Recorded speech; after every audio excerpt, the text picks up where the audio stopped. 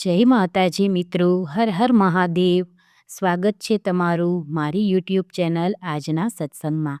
આજના વિડીયોમાં આપણે સાંભળવાના છીએ ચંડીપાઠ એટલે કે સપ્તસતીનો અધ્યાય ચોથો અને અધ્યાય 12મો.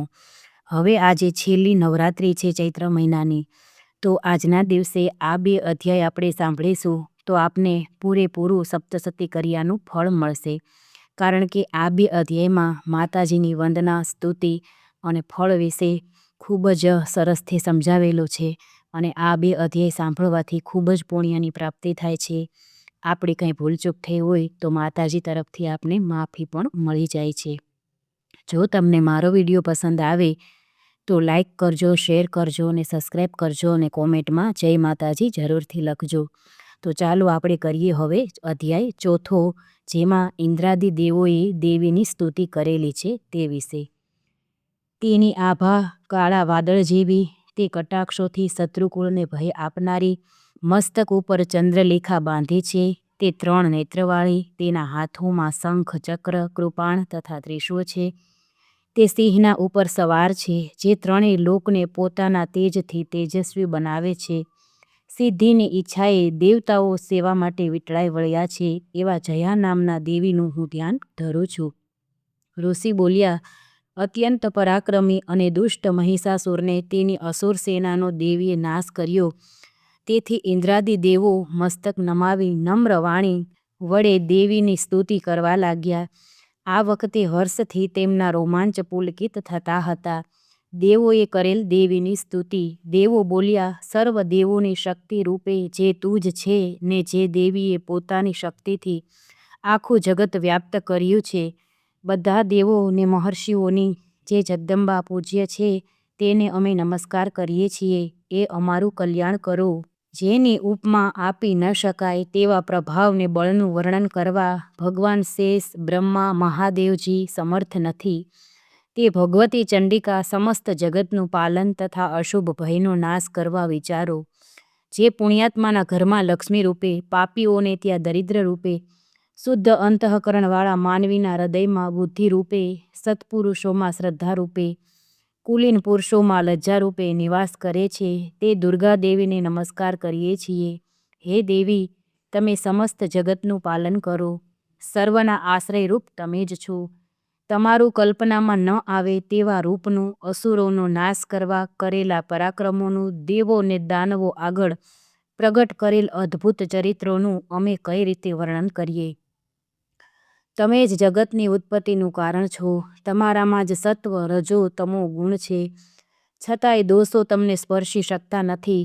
ભગવાન વિષ્ણુ, મહાદેવ આદિ દેવો તમારો પાર પામી શકતા નથી.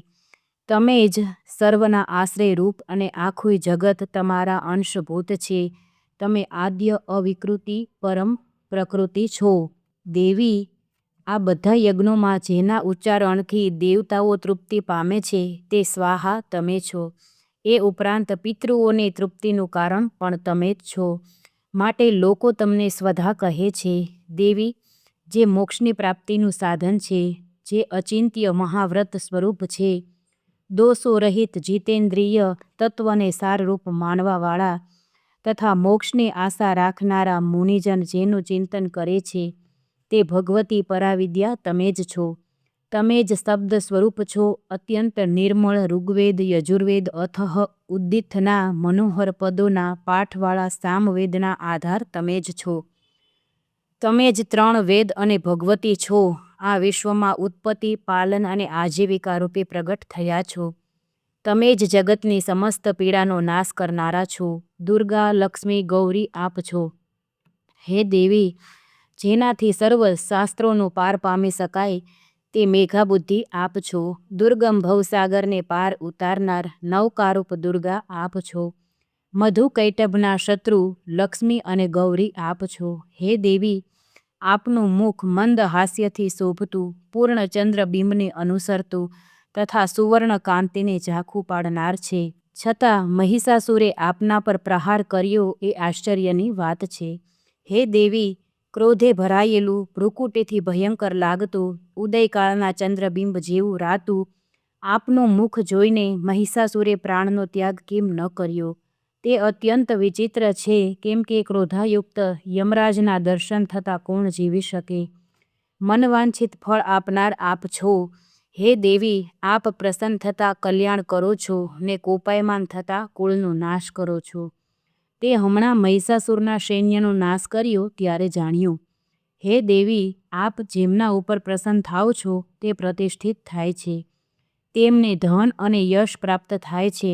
તેના ધર્મમાં કદી શિથિલતા આવતી નથી. સુપુત્ર, પત્ની અને સેવકો સમૃદ્ધિવંત થઈ કૃતકૃત્ય થાય છે. હે દેવી, તમારી કૃપાથી પુણ્યાત્મા પુરુષ રોજ ઘણી શ્રદ્ધાથી ધર્મમય કાર્યો કરે છે અને તેના પ્રભાવથી સ્વર્ગ લોકમાં જાય છે. તેથી તમે ત્રણેય લોકમાં મનવાંછિત ફળ આપનારા છો. મા દુર્ગા, તમારું સ્મરણ કરતા પ્રાણી માત્રના ભયને હરો છો ને સ્વસ્થ પુરુષોથી સ્મરણ થતાં તેમને પરમ કલ્યાણ કરનારી બુદ્ધિ આપો છો. દુઃખ, દારિદ્ર્ય ને ભય હરનાર તમારા સિવાય બીજું કોણ છે? જેમનું ચિત્ત બધા ઉપર ઉપકાર કરવા દયાળુ રહે છે. હે દેવી, અસુરોના સંહારથી જગતને સુખ થાય. એ અસુરો હંમેશા નરકોમાં રહેવા માટે પાપ કર્મો કરતા રહે ને યુદ્ધ ભૂમિમાં મૃત્યુ પામીને સ્વર્ગલોકને પામે. આવા 3 પ્રકારના હેતુને મનમાં ધારીને તમે શત્રુઓનો નાશ કરો છો. હે દેવી, આપ અસુરો પર શસ્ત્રોના પ્રહાર શા માટે કરો છો? દ્રષ્ટિપાતથી તેમને કેમ ભસ્મ નથી કરતા? પરંતુ તેઓ તમારા શસ્ત્ર કરતા પ્રહાર વડે પવિત્ર થઈને પરમ ગતિને પામે. આવી રીતે આપની બુદ્ધિ શત્રુઓ પ્રત્યે પણ કલ્યાણકારી જ છે. હે દેવી, આપના ખડગના પ્રકાશ સમૂહથી તથા ત્રિશૂળના અગ્રભાગના તીક્ષ્ણ તેજથી અંજાઈને અસુરોની આંખો ફૂટી ન ગઈ? તેનું કારણ એટલું જ છે કે શીતળ કિરણોયુક્ત ચંદ્ર જેવા આપના મુખ દર્શન તેઓ કરતા હતા.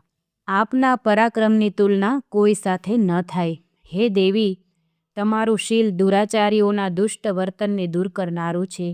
વળી તમારું આ રૂપ એવું છે કે જે કલ્પનામાં આવી શકતું નથી. કોઈની સાથે તેની સરખામણી પણ થઈ શકતી નથી. તમારું બળ અને પરાક્રમ એ અસુરોનો નાશ કરનાર છે. જે અસુરોએ દેવોના પરાક્રમનો નાશ કર્યો હતો, આ પ્રમાણે તમે શત્રુઓ પર દયા કરી છે. હે દેવી, આપના પરાક્રમની તુલના કોની સાથે થઈ શકે તેમ છે? શત્રુઓને ભય પમાડનારું આપનું ઉગ્ર રૂપ બીજે ક્યાં જોવા મળે તેમ છે? હે દેવી, ચિત્તમાં અને યુદ્ધમાં નિષ્ઠુરતા ત્રણેય લોકમાં એવી એ બાબતો તમારામાં જ જોવા મળે છે.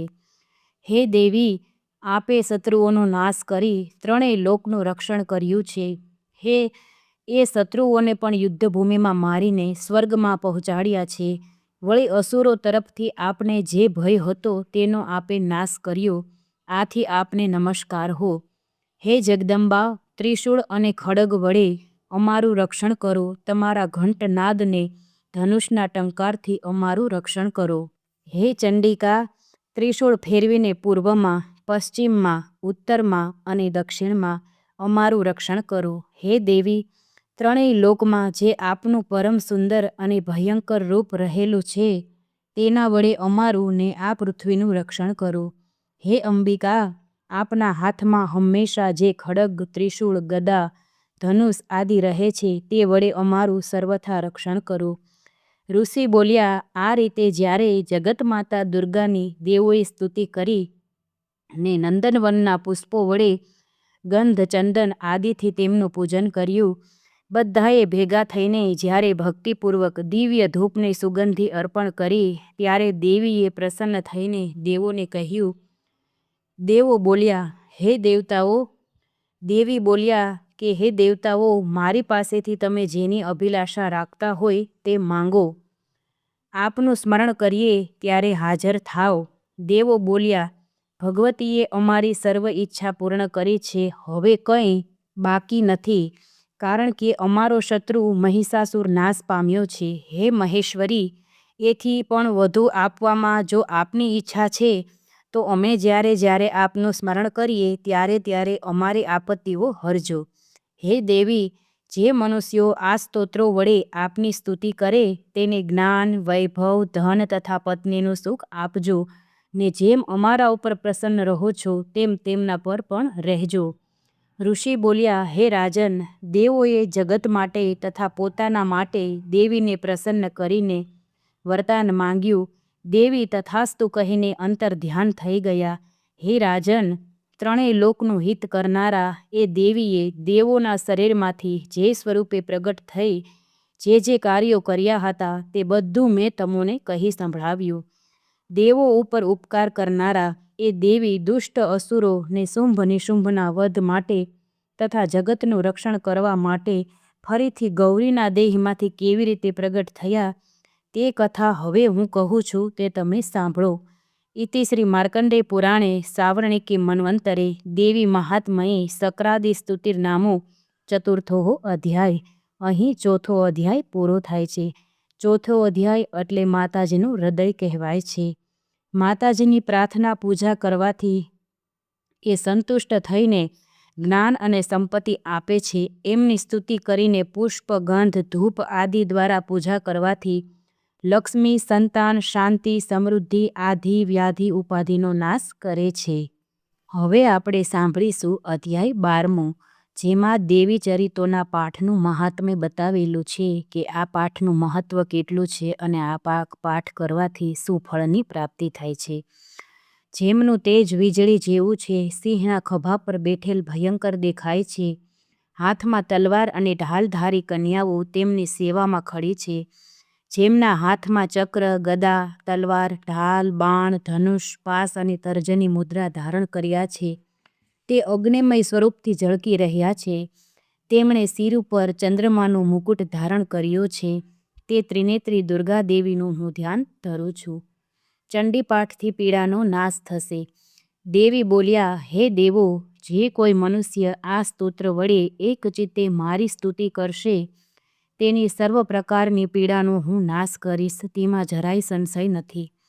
જે કોઈ મનુષ્ય મધુકૈટભનો નાશ, મહિષાસુરનો વધ તથા શુંભ નિશુંભના વધના પ્રસંગોનો પાઠ કરશે તેમજ આઠમ, નોમ ને 14 ભક્તિપૂર્વક મારું આ ઉત્તમ મહાત્મય સાંભળશે તેને કોઈ પાપ અડશે નહીં, આપત્તિ આવશે નહીં, દરિદ્રતા દૂર થશે તેમજ સંબંધીઓનો વિયોગ થશે નહીં.